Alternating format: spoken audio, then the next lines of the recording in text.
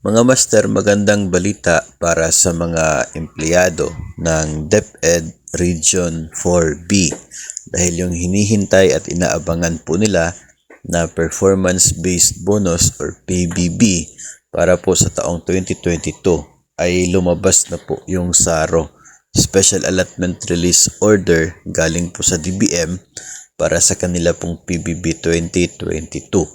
Ang Region 4B kasi ang pinakahuli sa mga DepEd regions na nakatanggap ng ganito pong magandang balita. Ito po yung unang step para sa allocation or pondo ng PBB 2022 para matanggap na po nila. So good news, congrats para sa mga taga Region 4B. At least hindi po inabot ng 2025 ang performance-based bonus po ninyo. And sana po by next time sa PBB 2023, hindi na po mahuhuli itong Region 4B.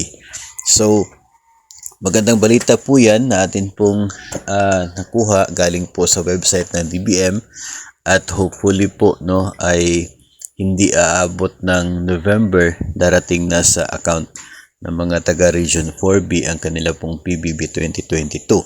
Sa ngayon, sa status po ng DepEd, ang mga school-based personnel ay kompleto na po yung lahat ng mga rehiyon. Hopefully ay susunod na rin yung mga division-based personnel kasi hindi po sila included doon po sa naunang pondo para sa PBB 2022.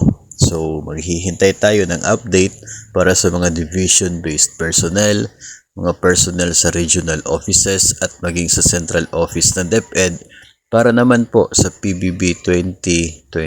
Sana po hindi abutan ng 2025.